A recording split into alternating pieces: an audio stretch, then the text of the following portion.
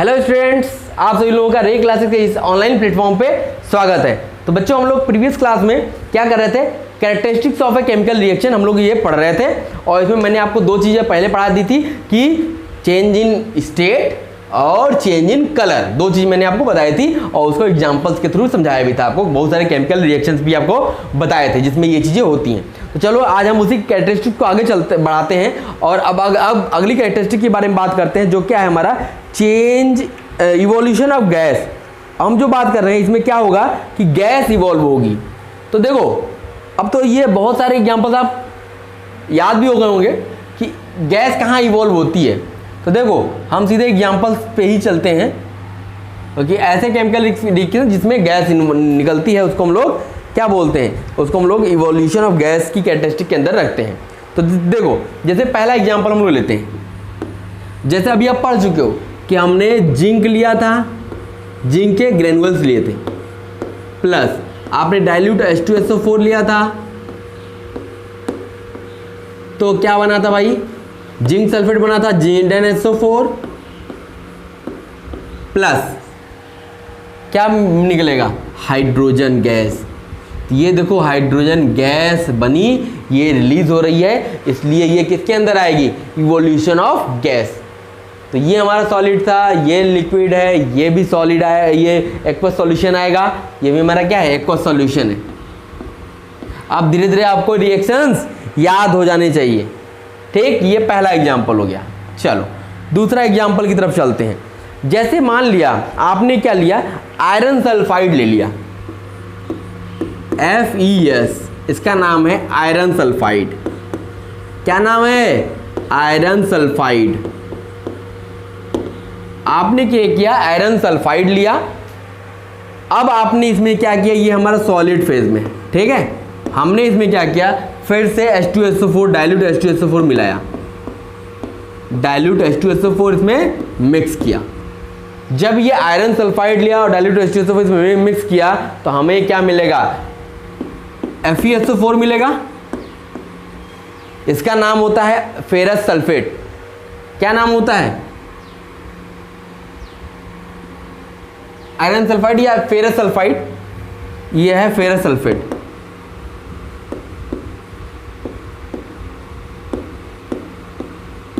Ferrous sulphate, और ये आपका एक्वस सॉल्यूशन होगा और इसके साथ क्या होगा, हाइड्रोजन गैस रिलीज होगी।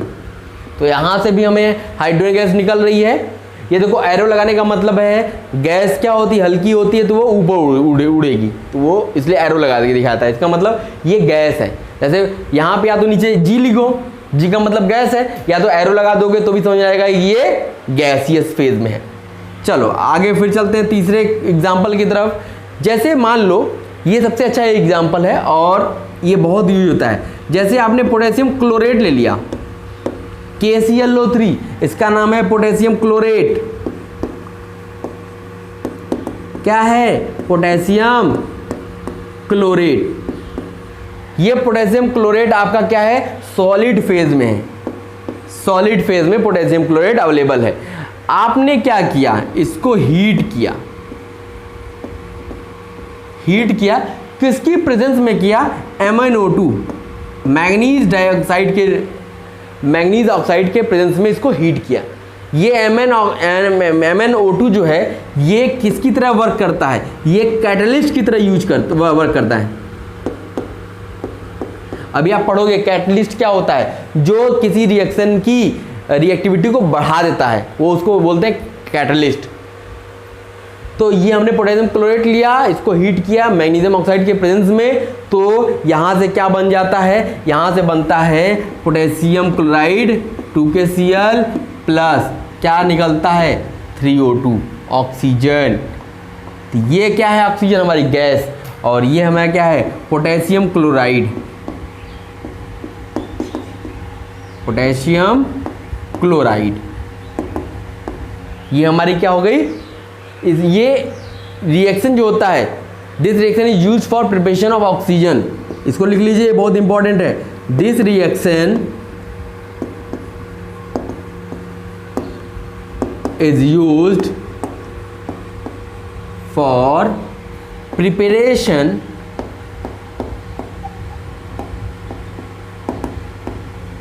Of oxygen in laboratory.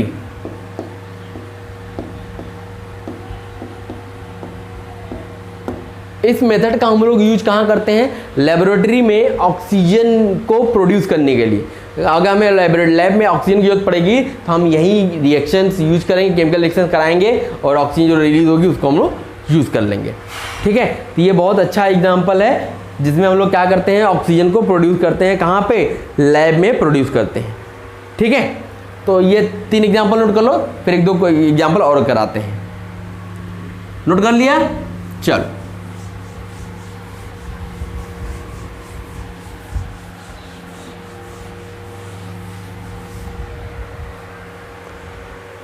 चलो अगला एग्जाम्पल लिखिएगा।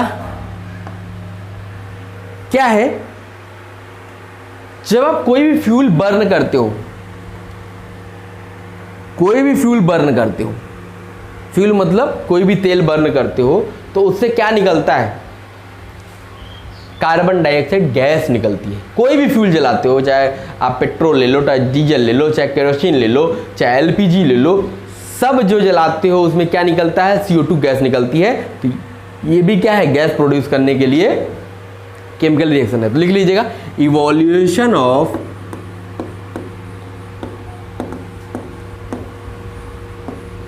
CO2 gas, carbon dioxide gas during burning of any fuel, during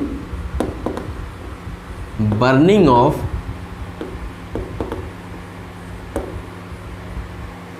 any fuel. आप कोई भी फ्यूल जलाओगे तो उससे जो गैस निकलेगी वो कौन सी गैस होती है? कार्बन डाइऑक्साइड गैस होती है। फ्यूल कौन सा लेना पड़ेगा आपको? Which contains carbon.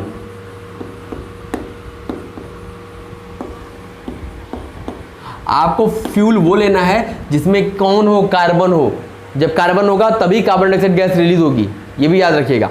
जब कार्बन नहीं होगा तो कार्बन डाइऑक्साइड गैस नहीं निकलेगी।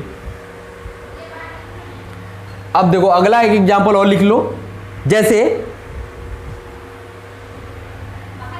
Evolution of hydrogen gas. अब ये हाइड्रोजन गैस कहाँ निकलती है? जब आपने जिंक पे हाइड्रोक्लोरिक एसिड या H2SO4 से रिएक्शन कराया था। Evolution of hydrogen gas when, देखो हम लोग बात कर रहे थे कि इवोल्यूशन ऑफ हाइड्रोजन गैस कब? व्हेन जिंक या when dilute HCl is added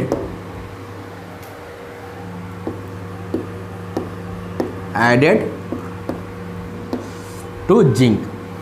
आपने जिंक में डाइल्यूट HCl डाला तो भी क्या रिलीज होगी? हाइड्रोजन गैस रिलीज होगी। इसका इक्वेशन याद हो जाना चाहिए आपको।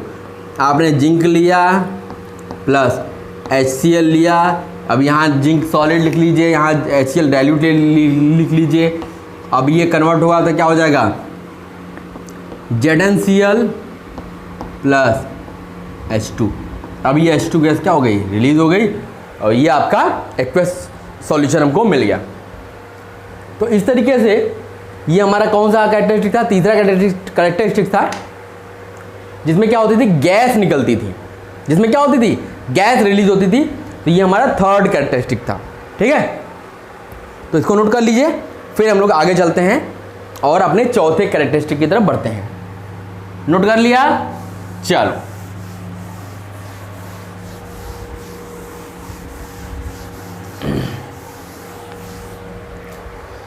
चलो बच्चा, अब हम अगले कैरेक्टरिस्टिक की तरफ चलते हैं। चौथा, formation of precipitate.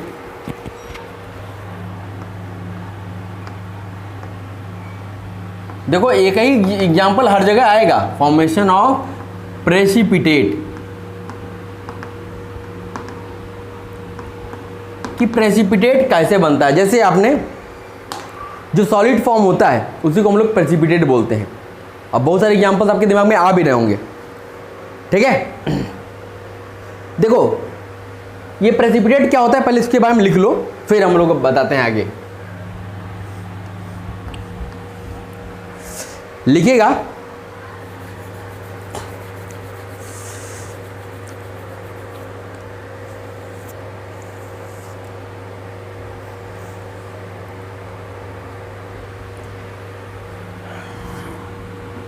N insoluble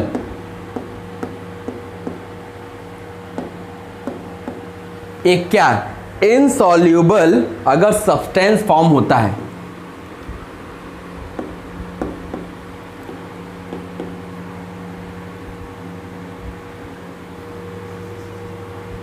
an insoluble substance is formed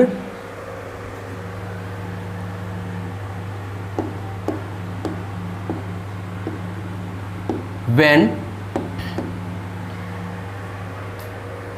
the solution of two soluble compound,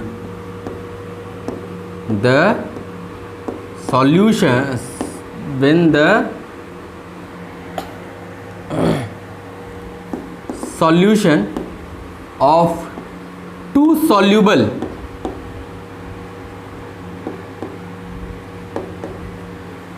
compounds are mixed together,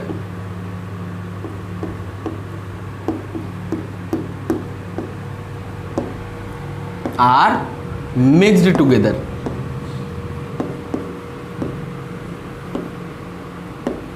are mixed together। तो जो ये इनसॉल्युबल सब्सटेंस बना, आपने क्या किया, दो सॉल्युबल सॉल्यूशन को मिक्स किया तो एक इनसॉल्युबल सब्सटेंस बना। Then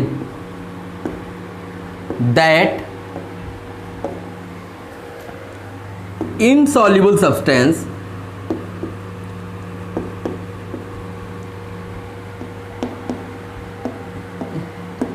is called precipitate। ये क्या कहलाएगा, ये आपका प्रेसिपिटेट कहलाएगा। मतलब कि आपने दो सॉल्युबल सॉल्यूशन को मिक्स किया जो एक दूसरे में मिक्स हो सकते हैं। सॉल्युबल का मतलब जो एक दूसरे में मिक्स हो सकते हैं, घुल सकते हैं। आपने ऐसे दो सॉल्यूशन लिया, दोनों को मिक्स कर दिया। मिक्स करने से क्या हुआ, एक ऐसा इनसॉल्युबल सब्सटेंस बन गया। इनसॉल्युबल मतलब जो अब एक ऐसा बना जो उसमें मिल नहीं सकता। तो अब इस इनसॉल्युबल सब्सटेंस को हम लोग क्या बोलते हैं, इसको हम लोग बोलते हैं प्रेसिपिटेट। अब इसको आपको याद रखना है बच्चा, ठीक है। चलो, तो इसका भी एग्जाम्पल आप पहले पढ़ ही चुके हो, फिर से मैं करा रहा हूं। जैसे एग्जाम्पल की बात करते हैं, जैसे आपने ले लिया सिल्वर नाइट्रेट AgNO3,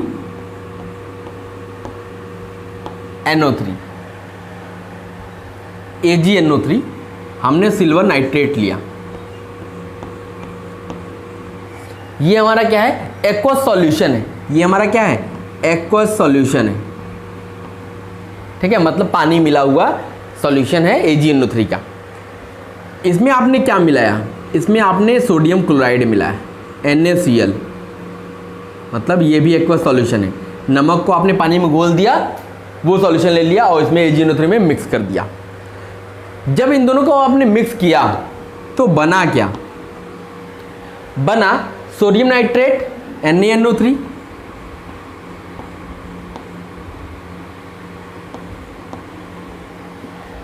इस Ag ने Na को रिप्लेस कर दिया, ये आ गया Na, यहाँ आ गया ये Ag आ गया Cl के पास, NaNO3 बन गया। प्लस अब आपका क्या बन गया, AgCl।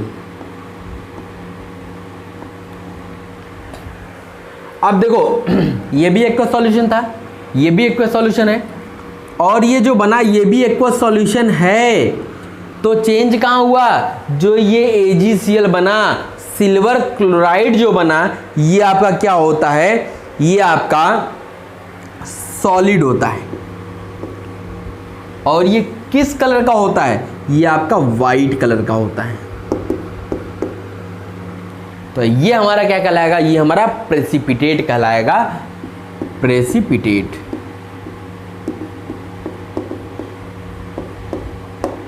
समझ में आया कि अगर आपने सिल्वर नाइट्रेट को NaCl में मिक्स किया, के सॉल्यूशन में मिक्स किया तो आपको सिल्वर क्लोराइड मिलेगा, जो कि आपका वाइट कलर का प्रेसिपिटेट होगा, मतलब इसका कलर क्या होगा, वाइट होगा।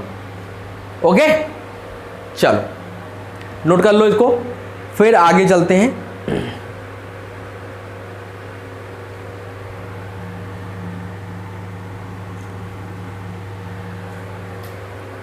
जैसे मान लिया एक हमने लिया बेरियम क्लोराइड, आप नाम लिखते चलना बेटा, बेरियम क्लोराइड, इसका नाम है बेरियम क्लोराइड BaCl2।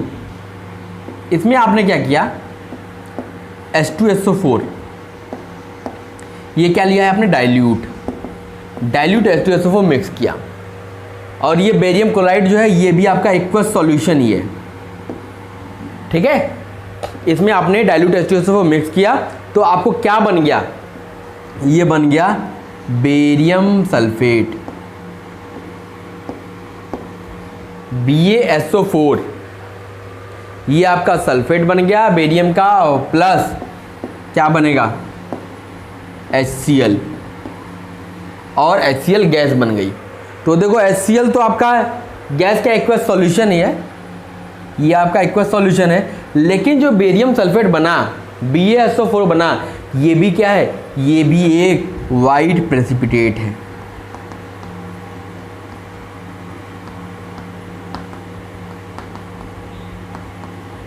तो ये बेटा आपको ये सब याद रखने हैं कि किससे मिलके क्या बन रहा है, उसका कलर कैसा है, वो प्रेसिपिटेट है कि क्या है, ये सब चीज़ें पता होनी चाहिए। इसलिए बहुत आराम से मैं पढ़ा रहा हूँ बेटा, एकदम रिलैक्स होके, एकदम आराम से पढ़ो, लेकिन हर एक चीज़ दिमाग में स्टोर करते जाओ, ठीक है।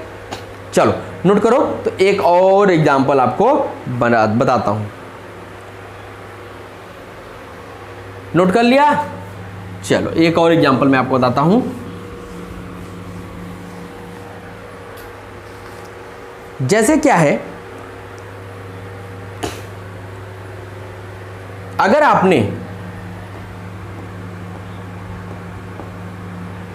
क्या किया है, फेरस सल्फेट लिया हुआ है, फेरस सल्फेट का फॉर्मूला FeSO4, फेरस या आयरन सल्फेट, फेरस सल्फेट लिया हुआ है, और इसका ये एक्वस सॉल्यूशन आपने लिया हुआ है, ये एक्वस सॉल्यूशन लिया हुआ है फेरस सल्फेट का। इसमें आपने क्या किया, इसमें आपने सोडियम हाइड्रोक्साइड मिलाया,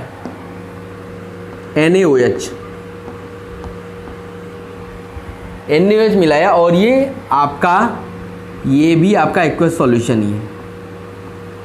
तो आपने जब सोडियम हाइड्रोक्साइड मिलाया तो क्या बनेगा, एक तो ये सोडियम इस Fe को रिप्लेस कर देगा, सोडियम सल्फेट बन जाएगा, Na2SO4 बन जाएगा, प्लस अब यहाँ से क्या होगा, H2SO4 FeOH का ट्वाइस, FeOH का ट्वाइस, फेरस ऑक्साइड। देखो जब आपने ये फेरस सल्फेट लिया, इसमें सोडियम हाइड्रोक्साइड से रिएक्ट कराया, तो aqueous solution of ferrous sulphate बना, और एक फेरस ऑक्साइड बना, हाइड्रोक्साइड बना। ये जो होता है ये डर्टी ग्रीन कलर का होता है, डर्टी ग्रीन कलर का ग्रीन प्रेसिपिटेट है।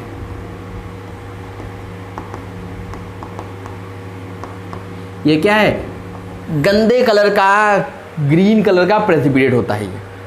तो ये हमारा क्या हो गया, ये हमारा हो गया कि फॉर्मेशन ऑफ प्रेसिपिटेट, ये हमारा चौथा कैरेक्टरिस्टिक था, ठीक है। नोट कर लो, फिर हम आगे चलते हैं।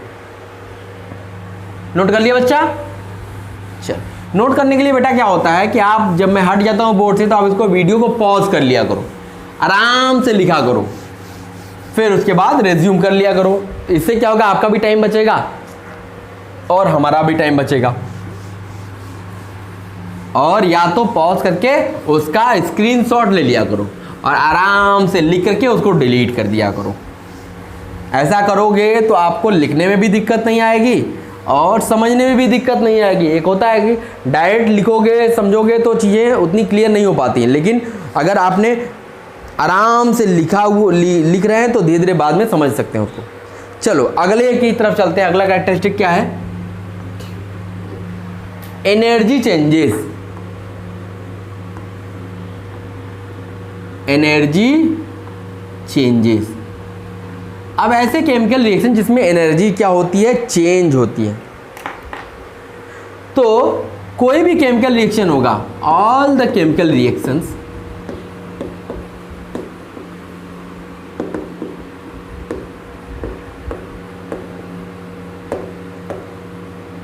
कोई भी केमिकल रिएक्शन होगा, all the chemical reactions proceed either with absorption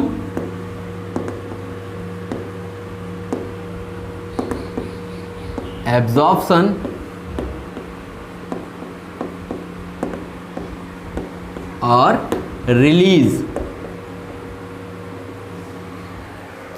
of energy। हर एक केमिकल रिएक्शन में या तो एनर्जी देनी पड़ती है या एनर्जी उसमें से रिलीज होती है किसी भी कंडीशन में। तो इसके हिसाब से on the basis of energy changes, on the basis of energy changes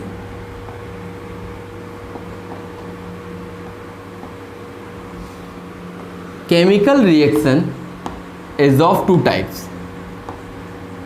CR का मतलब केमिकल रिएक्शन, वो सीआर नहीं, गांव वाला सीआर नहीं, ये केमिकल रिएक्शन को रिप्रेजेंट कर रहा है। दो टाइप का केमिकल रिएक्शन होता है। अब इसमें पहला लिखना क्या होता है? Endothermic reaction. नाम पहली बार सुन रहे होगे, एंडोथर्मिक। Endothermic reactions. अब देखो ये एंडोथर्मिक रिएक्शन क्या होता है? ये एंडोथर्मिक रिएक्शन क्या होता है? The reaction in which energy is absorbed. The reaction in which energy is absorbed. ऐसा रिएक्शन जिसमें एनर्जी क्या होती है? एब्जॉर्ब होती है, ली जाती है। ठीक है, तो अब जैसे इसके एग्जाम्पल्स लिख लो अच्छे से। जैसे एक एग्जाम्पल लिखा हमने, क्या लिखा कि हमने क्या किया, एक कार्बन लिया, कार्बन भी क्या लिया? सॉलिड ले लिया, प्लस फिर हमने क्या लिया? सल्फर लिया, सल्फर लिया, कार्बन लिया, सल्फर लिया। सल्फर भी हमारा क्या होता है? सॉलिड होता है। दोनों को मिक्स किया और इसको हमने गर्म किया। अब गर्म करना का मतलब हम अपनी तरफ से एनर्जी दे रहे हैं। जब हम अपनी तरफ से एनर्जी दे रहे होते हैं तो ये कौन सा होता है? Endothermic reaction. तो अब इसके बाद क्या बनेगा? इसके बाद बनेगा CH2 और ये क्या होगा? लिक्विड फेज में होगा। तो जब हम एनर्जी देते हैं तो हमारा एंडोथर्मिक रिएक्शन होता है। क्या होता है? Endothermic reaction. जैसे एक और एग्जांपल लिखो कि जैसे क्या होता है? Light energy is essential. Light energy is essential for, किसके लिए लाइट एनर्जी जरूरी है? For photosynthesis.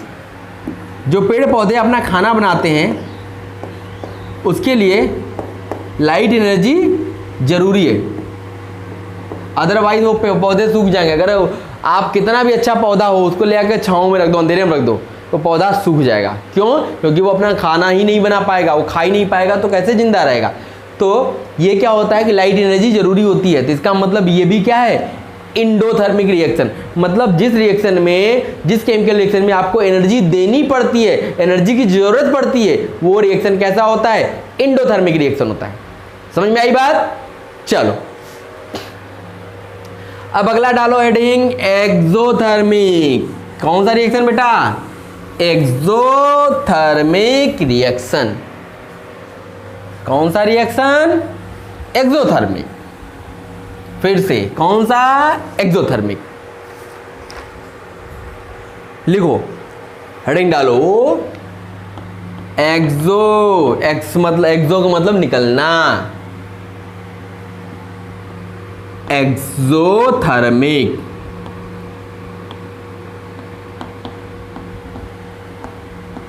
Reactions, exothermic reaction. अब ये क्या होता है भाई? The reaction in which energy is released, the chemical reaction in which energy is released. अब मैं आपसे पूछूं कि भाई इसका एक एग्जांपल बता दो, एक ऐसा केमिकल रिएक्शन लिख दो जिसमें एनर्जी रिलीज होती है। तो अब पीछे बहुत सारे केमिकल रिएक्शन पढ़ चुके हो और वही केमिकल रिएक्शन हर जगह यूज हो रहे हैं। अब आपको पता होना चाहिए कौन कहाँ यूज हो सकता है, ये आपको दिमाग लगाना है। मैंने एक जगह लिखाया होगा, हो सकता है दूसरी जगह नहीं लिखा हो, लेकिन वहां पे भी अगर वो यूज हो रहा है तो आप अपना दिमाग लगाओ ना, कि वो एक ही इक्वेशन लिखो और वो कहाँ यूज होता है उसके बारे में लिखो। जैसे मान लिया कि हमने एक इक्वेशन लिखते हैं, हमने लिया मैग्नीशियम ले लिया 2Mg प्लस O2। तो ये क्या होता है, जब इसको मिलाते हैं तो क्या बनेगा? मैग्नीशियम ऑक्साइड MgO प्लस, और क्या बनेगा आपका? एनर्जी रिलीज होगी, और एनर्जी रिलीज होगी। तो अब देखो, ये सॉलिड था, ये गैस था, बना क्या? ये भी सॉलिड बना। तो अब ये इक्वेशन कहाँ कहाँ यूज होता है उसके बारे में लिखो कि भैया ये स्टेट चेंज में यूज हो सकता है, ये हमारा एक्सोथर्मिक रिएक्शन में यूज हो सकता है, और भी कहीं यूज होता है। तो एक ही यहाँ पे ब्रैकेट में लिख लिया करो। तो इससे क्या होगा, आपको एक ही इक्वेशन में आप कहाँ यूज कर सकते हो उस इक्वेशन को, ये आपको पता चलता रहेगा। समझ में आ रहा है? चलो एक और एग्जांपल लिख लेते हैं। जैसे मान लिया आपने लिया कैल्शियम ऑक्साइड CaO, इसको क्या कहते हैं पता है? इसका नाम क्या है? इसको बोलते हैं क्विक लाइम, क्विक लाइम। और ये होता क्या है पता है? चूने का पत्थर। ये क्या है? चूने का पत्थर है। तो अब आपने क्या किया, ये हमारा सॉलिड होता है, चूना का पत्थर। जो चूना घर में आज, अब तो डिस्टेम्पर यूज होता है, नहीं पहले चूना यूज होता था घर की सफाई करने के लिए, जो व्हाइट कलर का पोतते थे लोग। तो वो क्या होता था, इतने बड़े बड़े छोटे छोटे टुकड़े होते थे चूने के, वो ले आते थे, उसको बाल्टी में भिगो देते थे। तो भिगो देते थे तो वो धीरे धीरे आपका सॉलिड से लिक्विड फेज में कन्वर्ट हो जाता था। फिर उसको घोलते थे, घोलने के बाद उसको हम लोग दीवार पे पोत देते थे। तो ये वो है कैल्शियम ऑक्साइड है। अब हमने क्या किया, इसको पानी में बस जाके मिला दिया, इसमें पानी डाल दिया। तो पानी जैसे डालते हैं तो क्या बन जाता है? Calcium hydroxide. कैल्शियम हाइड्रोक्साइड बनता है। ये तो एक्वा सॉल्यूशन होता है जिसको हम लोग दीवार पे पोतते हैं, लेकिन उसके साथ साथ और क्या रिलीज होता है? उसके साथ साथ हीट एनर्जी होती है, हीट एनर्जी रिलीज होती है। क्यों? क्योंकि अगर आप उसको देखोगे, जिस बर्तन में उसको भिगोया जाता है वो बर्तन एकदम गर्म हो जाता है। आपका चूना देखोगे खौलता है। अगर उसको प्लास्टिक के बर्तन में डाल के पानी डाल दिया तो प्लास्टिक का बर्तन पिघल जाएगा। क्यों? क्योंकि वो हीट इतना ज़्यादा प्रोड्यूस करता है, इतना ज़्यादा गर्म हो जाता है कि उसको छुओगे आपका हाथ जल जाएगा, इतना हीट प्रोड्यूस करता है। तो ये हमारा क्या था? ये हमारा एक्सोथर्मिक रिएक्शंस के कुछ एग्जाम्पल्स थे। इसको नोट कर लीजिए। फिर हम लास्ट जो कैरेक्टरिस्टिक है उसको पढ़ लेते हैं। तो ये हमारा कैरेक्टरिस्टिक वाला पोर्शन कंप्लीट। चलो बच्चों, अब हम अगले लास्ट कैरेक्टरिस्टिक की बात करते हैं, चेंज इन टेम्परेचर, कि टेम्परेचर में कैसे चेंज होता है। तो बहुत सारे जो केमिकल रिएक्शन होते हैं आर एक्कम्पनीड बाय टेम्परेचर चेंज, जिसमें टेम्परेचर चेंज होता है। जैसे या तो टेम्परेचर घटता है या तो बढ़ता है, या तो डिक्रीज होगा या तो इंक्रीज होगा। अब इसके एग्जाम्पल के थ्रू कैसे समझेंगे? देखो, जैसे मान लिया आपने जिंक लिया, उसमें हाइड्रोक्लोरिक एसिड मिला दिया। ये तो एग्जाम्पल कितनी बार आ चुका है।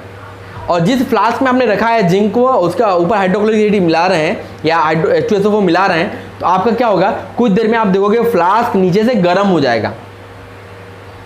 इसका मतलब ये है कि ये टेम्परेचर दे रहा है, मतलब हीट कर रहा है, इससे एनर्जी निकल रही है। इसका मतलब ये कौन सा रिएक्शन हो गया, एक्सोथर्मिक रिएक्शन हो गया। ये कौन सा हो गया, एक्सोथर्मिक।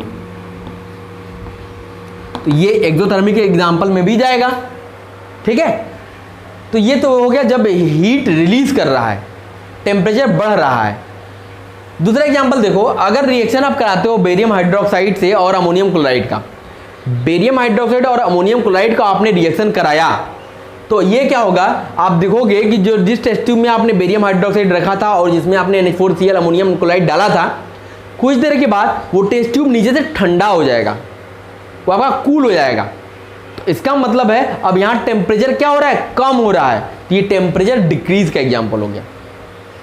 समझ आ गई बात। तो ये हमारा टेम्परेचर डिक्रीज हो रहा है, इसमें टेम्परेचर इंक्रीज हो रहा है। तो ये हमने क्या किया कि हमने सारे जो कैरेक्टरिस्टिक्स थे किसी भी केमिकल रिएक्शन के लिए वो हमने पढ़ लिए। अब हम लोग अगली क्लास में क्या करेंगे, केमिकल इक्वेशन क्या होता है उसको पढ़ेंगे, कैसे बनाया जाता है, कैसे लिखा जाता है, इसकी चीज़ों के बारे में हम लोग अगली क्लास में पढ़ेंगे। तो बच्चों अब क्या होगा, जैसे 1-2 क्लास हो जा रही है, उसके बाद से आपको मटेरियल्स मिलने लगेंगे। मटेरियल्स का मतलब आपको असाइनमेंट्स मिलेगा, DPPs मिलेंगे, रेगुलर बेसिस पे मिलेंगे। और ये मिलेंगे कहाँ आपको, ये आपको हमारे जो रे क्लासेस का मोबाइल एप्लीकेशन है वहाँ पे मिलेंगे। आपको यूट्यूब पे आपको केवल वीडियोस ही मिलेंगे, वहाँ पे कोई भी स्टडी मटेरियल आपको प्रोवाइड नहीं किया जाएगा। अगर आपको स्टडी मटेरियल्स लेना है तो आपको हमारा जो एप्लीकेशन है उसमें आपको बैच में जुड़ना पड़ेगा। उसमें जुड़ने के लिए आपको 1 टाइम पेमेंट आपको 1 ईयर के लिए जो एप्लीकेबल होगा 999 का एक बार का पेमेंट आपको करना पड़ेगा। वो करते ही आप हमारे बैच में जुड़ जाओगे और जैसे ही बैच में जुड़ोगे वहाँ पे आप सारी चीज़ें एक्सेस कर पाओगे। Study materials, DPP, assignments, online test दे सकते हो, अपना इवैल्यूएशन कर सकते हो। आप हमसे 24 घंटे डाउट्स पूछ सकते हो विद हमारे चैटिंग ऑप्शन में जा करके। तो वहाँ पे बहुत सारी फैसिलिटीज़ है जो कि बस आपको हम एक ही 999 रुपीज़ के बहुत मिनिमम अमाउंट में आपको 1 साल के लिए प्रोवाइड कर रहे हैं। तो बच्चों आप जरूर उस बैच में ज्वाइन हो, क्योंकि अगर आप उन चीज़ों के बिना आप अधूरे हो। वीडियोस पढ़ लोगे, नोट्स अपना बना लोगे, लेकिन प्रैक्टिस जब तक नहीं हो पाएगी क्वेश्चंस के ऊपर तब तक वो आपको उतने कारगर नहीं सिद्ध होंगे जितने होने चाहिए। ठीक है, तो बच्चों आप लोग को फिर से बोलता हूं कि हमारा मोबाइल एप्लीकेशन जरूर इंस्टॉल कर लेना है। आपको प्ले स्टोर पे अवेलेबल है। आपको वहां से इंस्टॉल करने के बाद आप परचेज अगर नहीं भी करते हो, आप हमारा 999 का पेमेंट नहीं भी करते हो, तो आप वहां पे अनलिमिटेड जो फ्री स्टडी मटेरियल्स अपलोडेड है उसका यूज़ कर सकते हो, उसको एक्सेस कर सकते हो। ठीक है, तो आज के लिए बच्चों बस इतना ही। फिर हम लोग अगली क्लास में मिलते हैं तो इसके आगे की चीज़ें कंटिन्यू करते हैं। Okay, thank you.